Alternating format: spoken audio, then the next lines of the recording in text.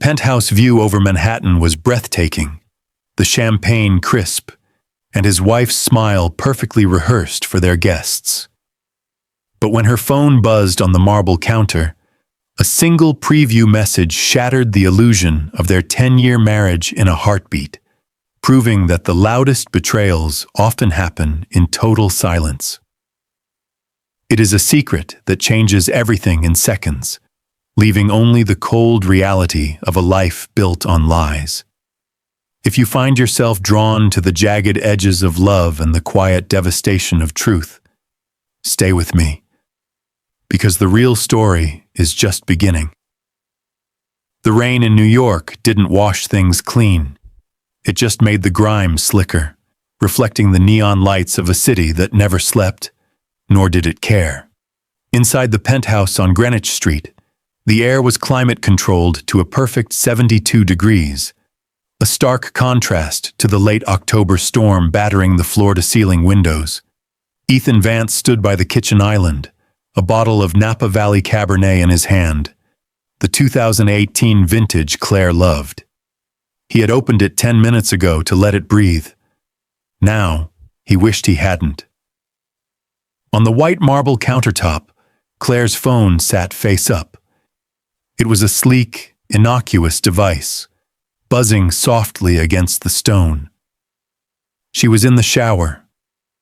The sound of running water hummed from the master suite down the hall, a rhythmic white noise that usually comforted him. Ethan didn't mean to look. He respected privacy. He respected her. But the notification lingered on the locked screen, bright and damning in the dim ambient light of the kitchen. Julian, 7:42 p.m. That hotel in Soho is booked for Tuesday. Tell him you have a gallery opening. I need you, Claire. Last night wasn't enough. Ethan stared at the words. He didn't blink. He didn't gasp. He didn't hurl the wine bottle against the wall. Instead, a strange, cold paralysis took hold of his limbs. He read the message again, dissecting it with the same clinical precision he used to analyze blueprints. Julian, the venture capitalist who had shaken Ethan's hand firmly at the charity gala last week. Tuesday. The day Claire said she was curating a private exhibit. Last night. When she had come home late, smelling of expensive vanilla and rain, claiming the traffic on the bridge was a nightmare. The water in the shower turned off. The silence that followed was deafening. It was the sound of a structural beam snapping deep within the foundation of a building, invisible until the whole thing came down. Ethan placed the wine bottle gently on the counter. The glass made a soft clink, the loudest sound in the room. He looked around the apartment. The Italian leather sofa they had chosen together. The abstract painting over the fireplace that Claire said represented eternal balance. The life they had built over 10 years. Meticulous, envied, curated. It all looked like a stage set now. Fake props for a play that had already ended. He didn't want to hear her excuses, didn't want to see the panic in her eyes that would inevitably turn into defensive anger. He didn't want the drama. He was an architect. He knew when a structure was condemned. You didn't patch it up. You evacuated. Ethan turned and walked into the guest room, which doubled as his home office. He opened the closet and pulled out his old leather weekender bag, the one he used for site visits. He moved with efficient, robotic speed. Laptop, charger, 2 fresh shirts, a pair of jeans, underwear, his passport, his sketchbook. That was it. He walked back into the living room. The sound of the hairdryer whirred to life from the bathroom. She would be out in 10 minutes, expecting wine and a discussion about their upcoming holiday in the Hamptons. Ethan reached into his pocket and pulled out his wedding band. It was a simple platinum band, scratched from years of drafting and handling materials. He placed it directly on top of the phone, covering Julian's name. He looked at the scene one last time, the wine breathing, the ring shining under the pendant light, the rain streaking the glass, distorting the city lights into weeping streaks of gold and red. He didn't write a note. There were no words left that wouldn't sound pathetic. Ethan zipped the bag. The metallic sound felt final, like a body bag closing. He walked to the front door, opened it, and stepped out into the hallway. He didn't slam the door. He closed it softly, hearing the latch click into place. He took the elevator down 40 floors. The doorman, Henry, looked up from his desk, surprised to see him with luggage at this hour. "Going on a trip, Mr. Vance? In this weather?" Henry asked, tipping his hat. Ethan paused at the revolving doors. He looked at the reflection of the lobby, gold, warm, safe. Then he looked at the dark, wet street outside. "Yes, Henry," Ethan said, his voice steady, devoid of any tremor. "A long one." He pushed through the doors and walked into the rain. He didn't look back up at the penthouse windows. He just walked, the water soaking through his coat, washing away the man he used to be. Ethan did not go to a hotel. Hotels required credit cards, and credit cards left trails. Instead, he hailed a yellow cab on West Broadway, the tires hissing against the wet asphalt. "LaGuardia," he told the driver, his voice sounding foreign to his own ears. It was too calm. He wasn't flying anywhere. Not yet. But airports were places of transit, filled with people in motion, where a man sitting alone with a bag was invisible. They were purgatory. As the cab merged onto the FDR Drive, sliding into the ribbon of red taillights, Ethan pulled his phone from his coat pocket. It was vibrating again. Messages from his mother asking about Thanksgiving. An email from his firm regarding the Brooklyn project. And inevitably, a notification from Claire asking where the corkscrew was. She must be out of the shower. He stared at the device. It contained his calendar, his contacts, his memories, his entire digital footprint. He didn't unlock it. He held down the power button. The screen glowed with the Apple logo one last time before fading into absolute blackness. He removed the SIM card, snapping the delicate chip in half with his thumbnail, and dropped the pieces into the gap between the cab's vinyl seats. Silence. Finally. Back in the Tribeca penthouse, the silence was different. It was heavy, pressurized. Claire walked into the kitchen, tightening the sash of her silk robe. Her hair was damp, smelling of jasmine and orchid. She hummed a low tune, feeling the residual adrenaline of Julian's earlier text. The danger of the affair made her feel alive, desired, the center of a complex universe. "Ethan?" she called out, expecting him to be decanting the wine. "I can't believe you opened the 18. Are we celebrating something?" No answer. The living room was dim, illuminated only by the city lights bleeding through the rain-streaked windows. The air felt cooler than usual, as if a window had been left open, though they were all sealed tight. "Ethan?" She walked to the kitchen island. The bottle of Cabernet stood open, breathing, untouched. Beside it, her phone lay where she had left it. But something was wrong. She stopped. Her breath hitched in her throat. There, resting precisely in the center of her phone screen, was a circle of silver. Ethan's wedding band. It wasn't thrown carelessly. It was placed with architectural precision. The platinum ring framed the notification on her lock screen like a picture frame. Inside the circle of the ring, the name Julian and the preview of his explicit message were magnified, undeniable. Claire stared at it. The world seemed to tilt on its axis. The ring, which she had placed on his finger 10 years ago in a vineyard in Napa, now looked like a piece of evidence at a crime scene. She reached out, her hand trembling violently. She didn't pick up the ring. She picked up the phone, and the ring slid off, hitting the marble counter with a hollow metallic sound that echoed through the empty apartment. Cling, cling, cling. Silence. She unlocked the phone. The message was there. Read? No, the preview was enough. He hadn't needed the passcode to see the betrayal.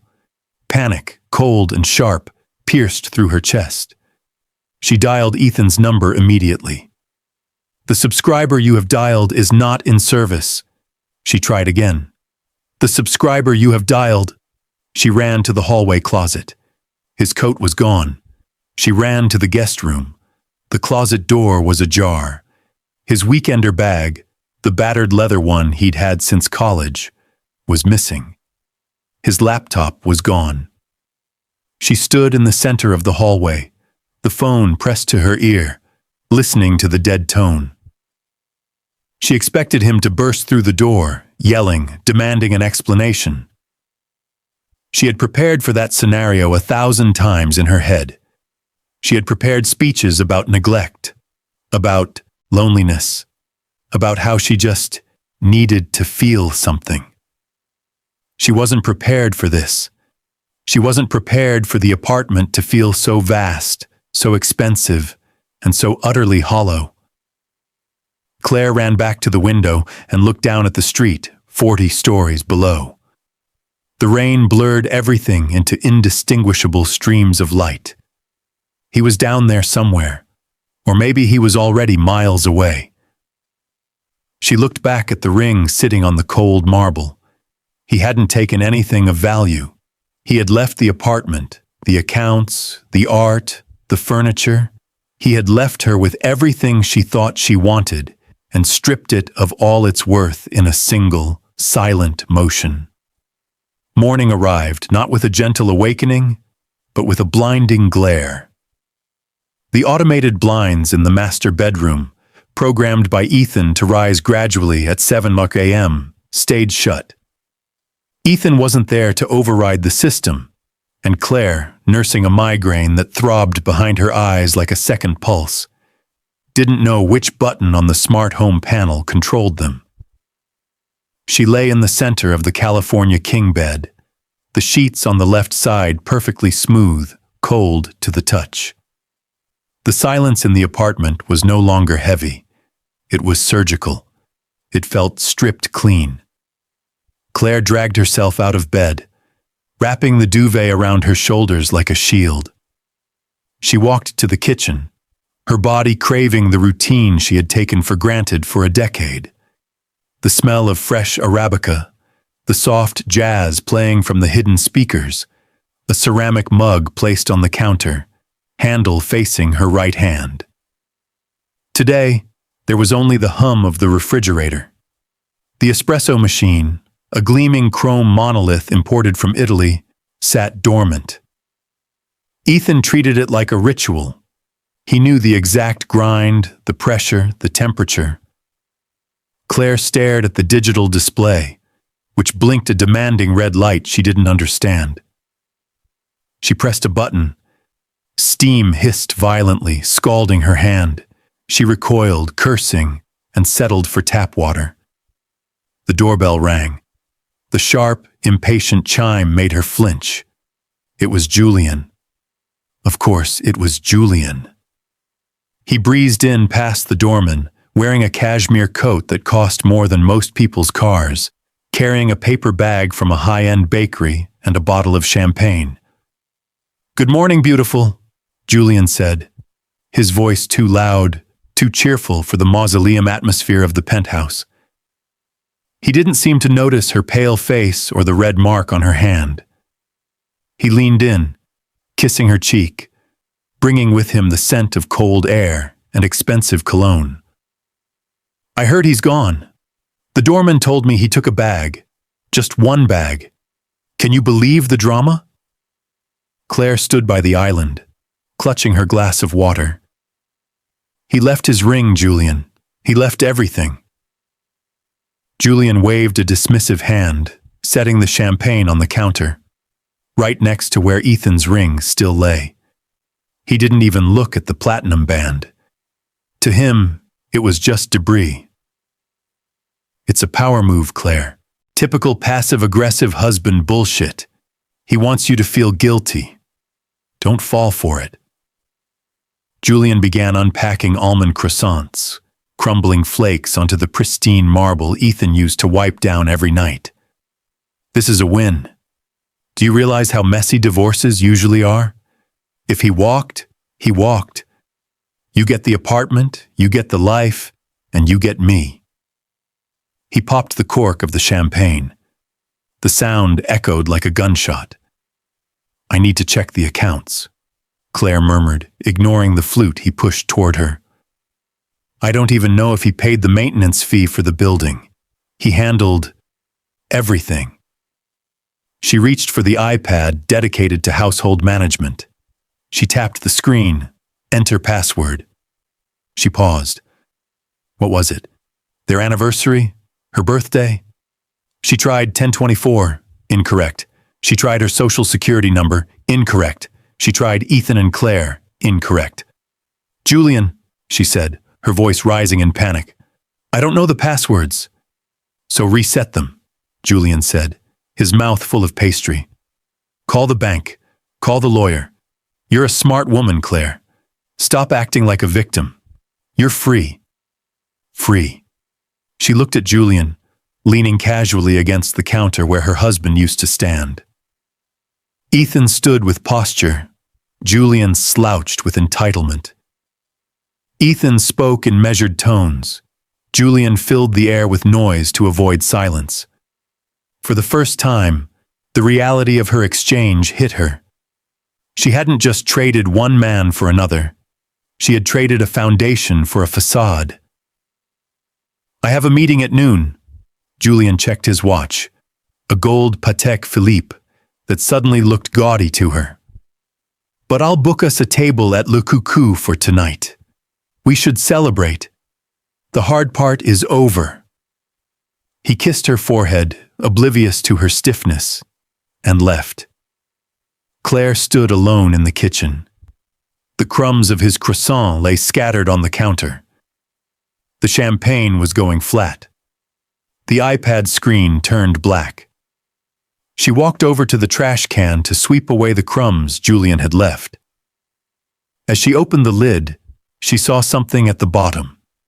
It was a small, crumpled receipt from the florist, dated yesterday. White lilies. For our 10th. Love, E. Ethan hadn't forgotten. He had bought them, and he must have thrown the receipt away right before he walked out the door. Claire sank onto the floor, the cold tile seeping into her skin, and for the first time since he left, she began to weep. Not out of love, but out of a terrifying realization. She was the one who was homeless, right here in her own house. 5 years could erode a coastline, but in New York, it was barely enough time to renovate a lobby. Claire stood in front of the vanity mirror in a penthouse that was twice the size of the one she had shared with Ethan. She was 37 now, though her skin, managed by a team of dermatologists and monthly chemical peels, claimed she was 29. She adjusted the diamond choker around her neck.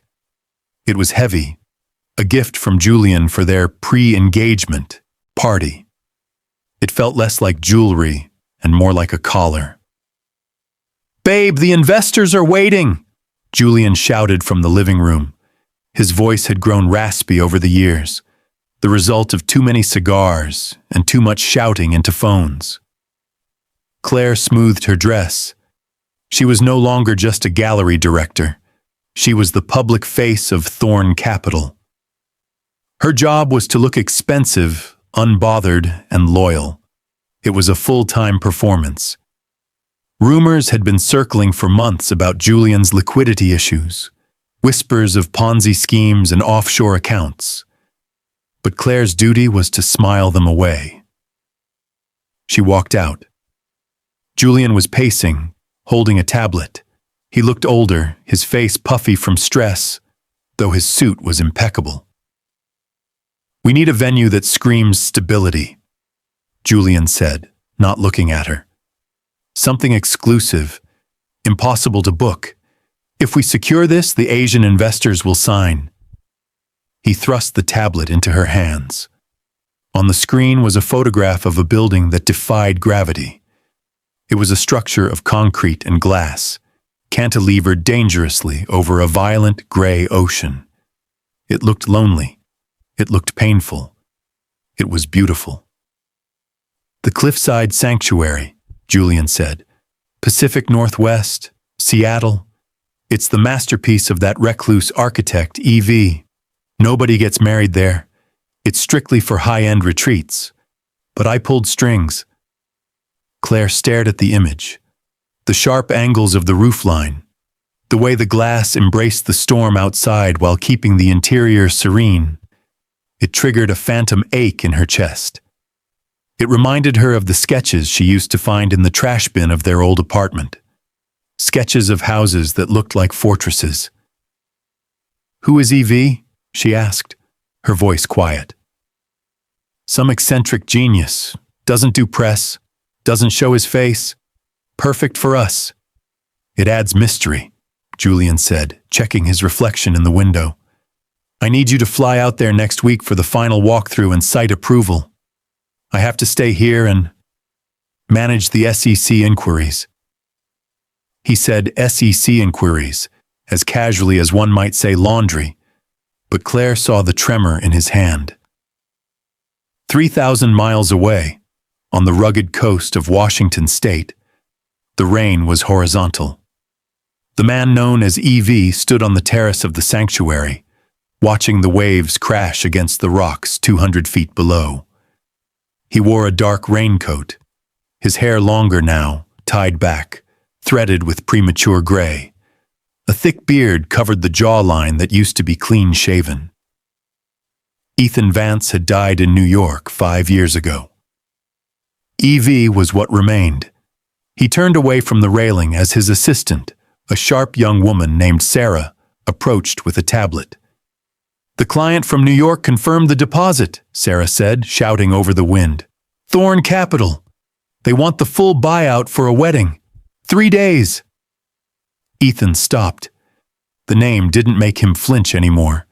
He had trained himself to be stone. "Julian Thorn," Ethan said. It wasn't a question. "Yes, and the bride-to-be is listed as the primary contact for the site visit." "Claire. Bennett?" "No, she's using Thorn already." Ethan looked at the concrete wall beside him. He ran his hand over the rough texture. He had built this place as a monument to isolation, a place where people could disappear. It was ironic that the people coming to desecrate it with a wedding were the very ghosts he had built it to escape. He could have refused. He had refused Saudi princes and tech billionaires, but he knew this day would come. The world of the ultra-wealthy was a small circle, and Julian Thorn had an ego that would inevitably lead him here, to the most expensive, exclusive place he could find. "Let them come," Ethan said, his voice merging with the sound of the ocean. "Sir?" Sarah asked, unsure if she heard him right. "Do you want to handle the walkthrough personally? You usually delegate to the site manager." Ethan turned to look at her. His eyes were dark, devoid of the warmth they once held, but burning with a new, cold intensity. "No," Ethan said. "I'll handle this one. Prepare the contract. And Sarah?" "Yes, Evie? Make sure the lighting in the main hall is set to dusk. I want them to see the shadows." The drive from the private airstrip to the cliffside took an hour of navigating winding roads shrouded in mist. Seattle's weather was unapologetic, a gray blanket that seemed to suffocate the vibrant greens of the pine forests. Claire sat in the back of the hired SUV, watching the raindrops race across the window, feeling a peculiar tightness in her chest. Julian had stayed behind in New York, citing a last-minute crisis with the audit team. "Go," he had told her, his eyes shifting away. "Make sure it's perfect. Money is no object, but the optics must be flawless." When the car finally pulled up to the entrance of the cliffside sanctuary, Claire forgot about Julian. She forgot about the audit. The structure didn't sit on the land. It emerged from it. Massive slabs of raw concrete cut through the mist, softened by panels of floor-to-ceiling glass that reflected the turbulent ocean below. It was imposing, brutal, yet possessed a quiet, mournful elegance. Claire stepped out of the car. The wind whipped her trench coat around her legs. She looked up at the main entrance, a heavy pivoting door made of charred cedar. Her heart skipped a beat. She remembered a sketch on a napkin 5 years ago, a dinner date where she had been on her phone, and Ethan had been doodling. "Burnt wood," he had mumbled. "It preserves the timber. Fire protects it from rot." She hadn't listened then. She pushed the door open. The interior was a cavern of silence. The acoustic design was masterful. The roar of the ocean was dampened to a respectful whisper. The lobby was empty, save for a single figure standing at the far end of the hall, silhouetted against the gray light of the bay. He was examining a structural joint on the glass wall, his back to her. He wore a dark turtleneck and a charcoal wool coat. His posture was rigid, disciplined. "Hello?" Claire's voice echoed slightly, sounding thin in the vast space. The man turned slowly. Time, for a fraction of a second, seemed to fold in on itself. He was different. He was broader in the shoulders, heavier. A thick, well-groomed beard covered the lower half of his face, hiding the jawline she used to trace with her fingertips. His hair was longer, pulled back into a severe knot, streaked with iron gray that hadn't been there at 34. But the eyes were the same. They were the color of the stormy sea outside, intelligent, observant, and currently utterly devoid of warmth. Claire's purse slipped from her shoulder, sliding down her arm to her elbow. Her breath caught in a sharp gasp. "Ethan," she whispered, the name feeling like a transgression. He didn't blink. He didn't step forward. He didn't smile. He looked at her with the detached politeness of a curator, looking at a visitor who had wandered into a restricted area. "Ms. Bennett," he said. His voice was deeper, rougher, lacking the gentle cadence she remembered. It was a voice of command, not compromise. "I am Evie. Welcome to the sanctuary." Claire took a step back, her heels clicking on the polished concrete floor. "Ethan, it's you. You're Evie?" "I am the architect," he corrected, ignoring the personal address. He walked toward a heavy wooden table where a set of blueprints lay unrolled. He didn't offer a hand to shake. "Your fiancé's team was specific about the timeline. We have 48 hours to finalize the layout for the ceremony. The weather is unpredictable, so the indoor contingency must be seamless." He was talking about logistics. He was talking about her wedding to another man, as if he were discussing the installation of an HVAC system. "Stop," Claire said, her voice trembling. How can you just stand there? It's been 5 years. You disappeared." Ethan stopped. He looked up from the blueprints. For a moment the mask slipped, and she saw a flash of something ancient and painful in his eyes. Not anger, but exhaustion. "I didn't disappear, Claire," he said softly. "I left. There is a difference." He gestured to the grand hall around them, to the soaring ceilings and the shadows that played across the walls like living things. "I built a life. You built a wedding. We are both here to do a job. Do you want to see the altar, Or should I call Mr. Thorne and tell him his fiancée is unsatisfied with the venue? The mention of Julian was a slap in the face. It was a reminder of the transaction. Ethan wasn't asking for an apology. He was telling her she no longer had the standing to give one. Claire straightened her spine, pulling the edges of her coat together. She was a survivor of New York society. She knew how to wear armor. "Show me the altar," she said, her voice hardening to match his. "This way," Ethan said, turning his back on her once more. As she followed him down the long, shadowed corridor, Claire realized with a sinking feeling that the man she had married was truly dead. The man walking in front of her was something else entirely, something forged in fire, unyielding and cold, and she was terrified to find that she was more drawn to him now than she had ever been to the husband she betrayed. The rehearsal dinner was staged in the floating room, a cantilevered glass box that hung precariously over the cliffs. Outside, the Pacific storm had intensified, battering the glass with a violence that made the candlelight inside flicker. Though the air remained perfectly still, 20 guests sat around the long table made of reclaimed walnut. They were mostly Julian's potential investors from Hong Kong and Dubai, men in bespoke suits who checked stock tickers between courses. Claire sat at the head of the table, her smile plastered on like a decal. Julian stood up, tapping a knife against his crystal flute. The sound was sharp, piercing the low murmur of conversation.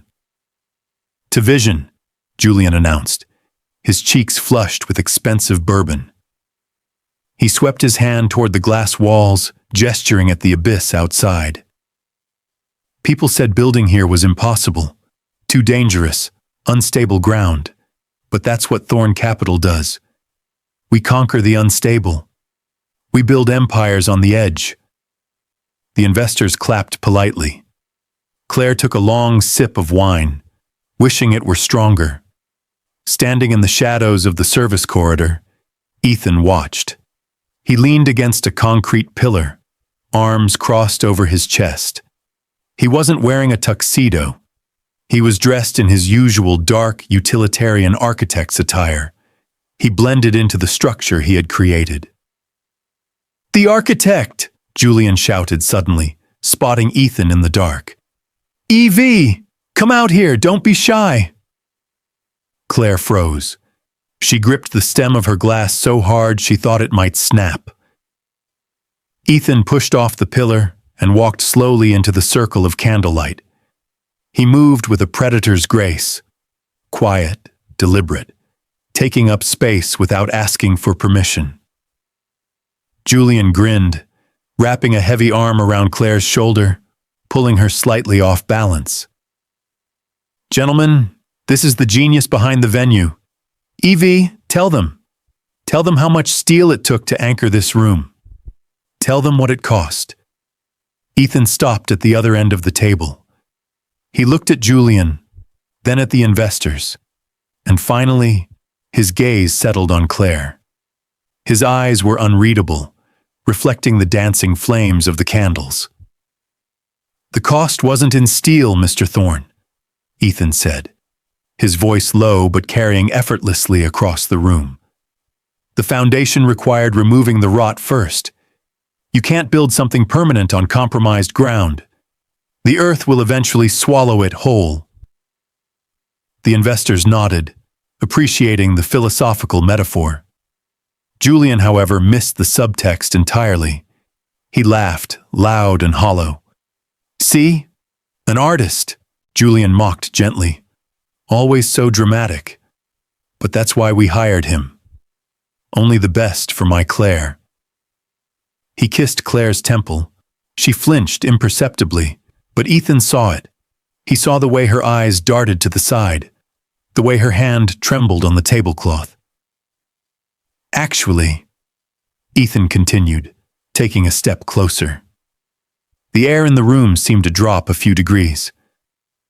"I didn't take this commission for the money. I took it because I was interested in the structural integrity of the merger. Julian frowned, sensing a shift in tone but unable to place it. He squinted at Ethan. For a second, a flicker of recognition passed behind his eyes. The shape of the nose, the height, but he dismissed it. The Ethan he remembered was a soft man in a beige cardigan who cooked pasta and apologized for taking up space. This man was iron and salt water. "Well, we appreciate the work," Julian said dismissively, turning his back on Ethan to address a banker from Zurich. "Now, about the IPO timeline." Ethan didn't leave. He stood there for a moment longer, watching the performance. He looked at Claire one last time. "Enjoy the view, Mrs. Bennett," Ethan said softly. He used her maiden name. Storms like this tend to expose all the leaks. He turned and walked away, disappearing back into the shadows of the corridor. Claire felt bile rise in her throat. She looked at Julian, who was laughing at his own joke, spilling red wine on the pristine walnut table. She realized then, with terrifying clarity, that Julian wasn't a titan of industry. He was a child playing with matches. And Ethan was the fire inspector who had just locked the exits. Under the table, Claire's phone buzzed. It was a news alert. Breaking news. Thorn Capital under investigation for massive securities fraud. She looked up, her face draining of blood, just as the heavy oak doors of the dining room swung open. But it wasn't the waiters bringing dessert. The wedding ceremony was not cancelled. Denial, it turned out, was a powerful architect in its own right. Despite the news alerts flashing on every guest's phone the night before, despite the frantic calls from lawyers urging Julian to surrender, the event moved forward with the grim determination of a funeral procession. The storm outside had escalated into a gale, whipping the Pacific into a frenzy of white foam against the jagged rocks below. Inside the cliffside sanctuary, the mood was suffocating.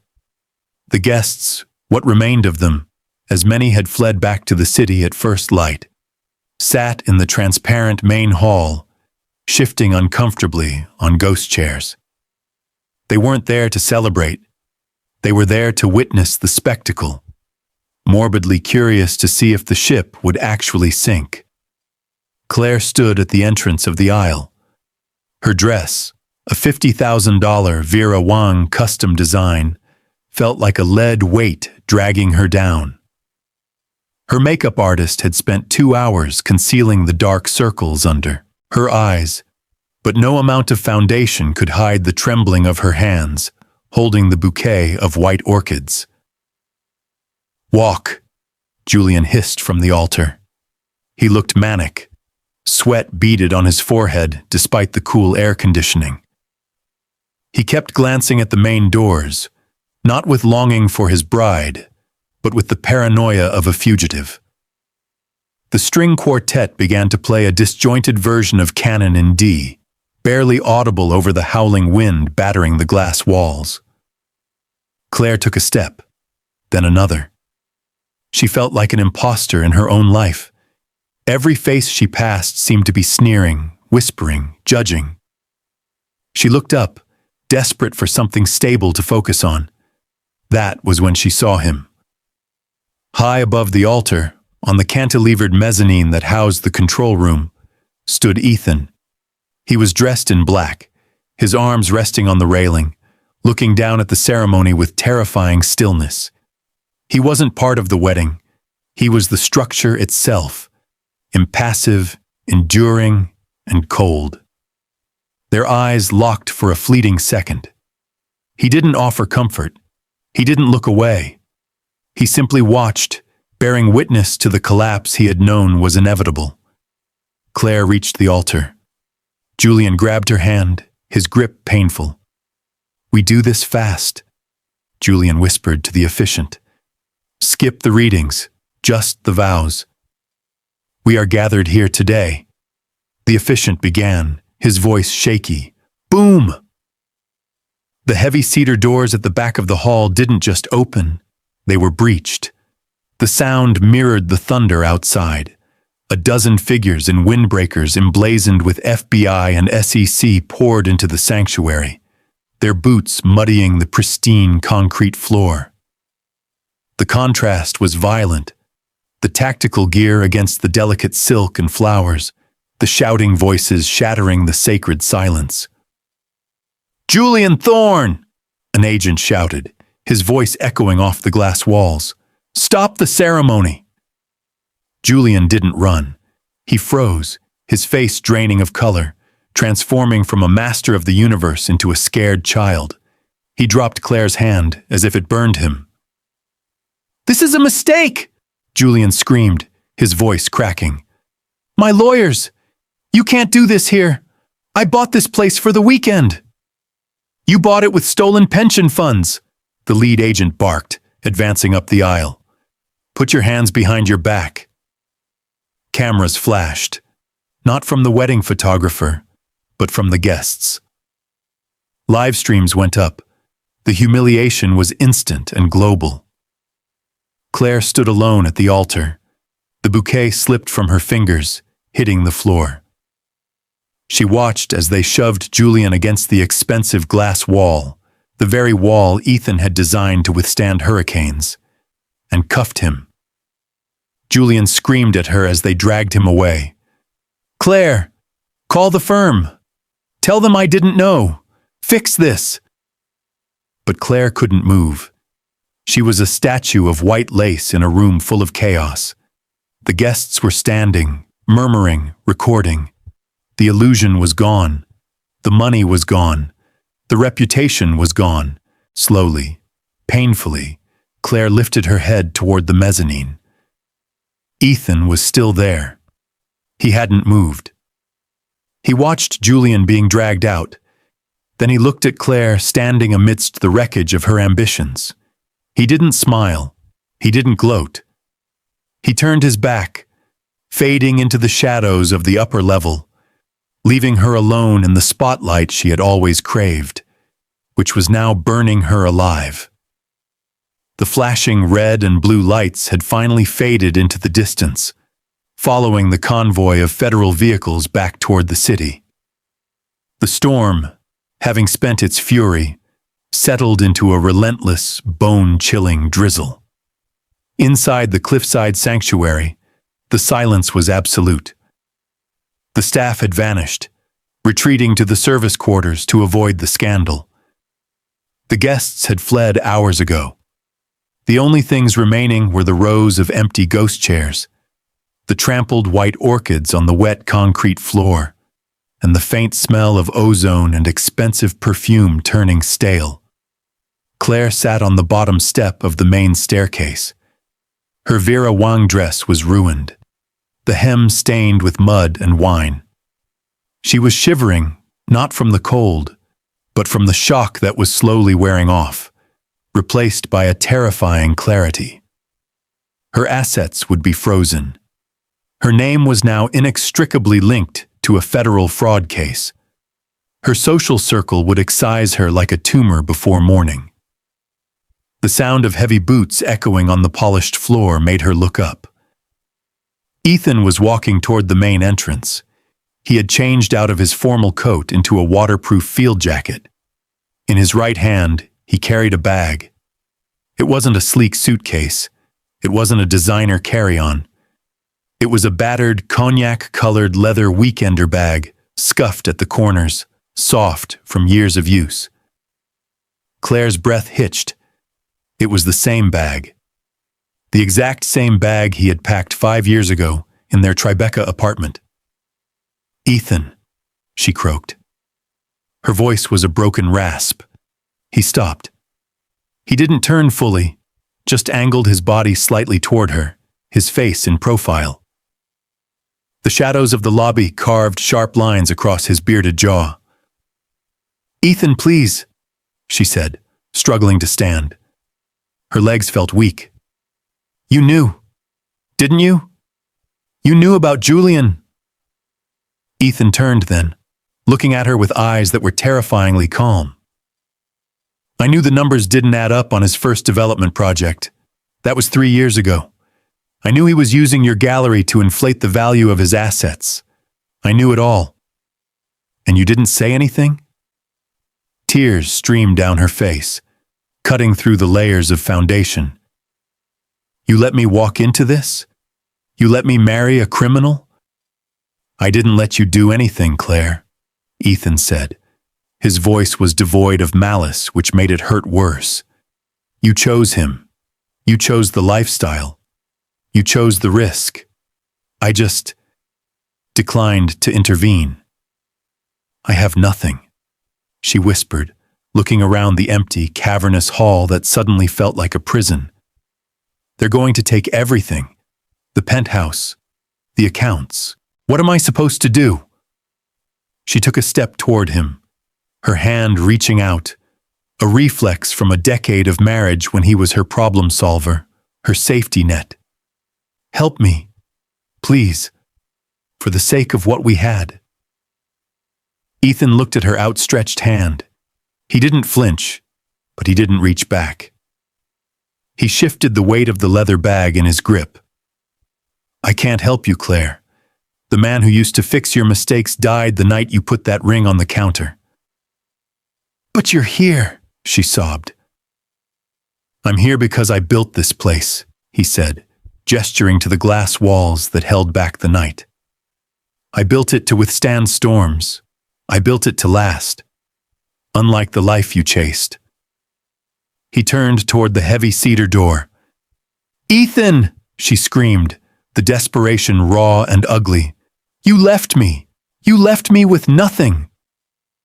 He paused, his hand on the iron handle of the door. He looked back at her one last time.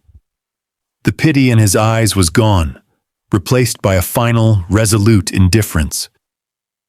You're wrong, Ethan said. 5 years ago, I walked out of that apartment with nothing but this bag. I left the house, the money, the furniture, the art. I left it all for you. I gave you exactly what you wanted. Everything.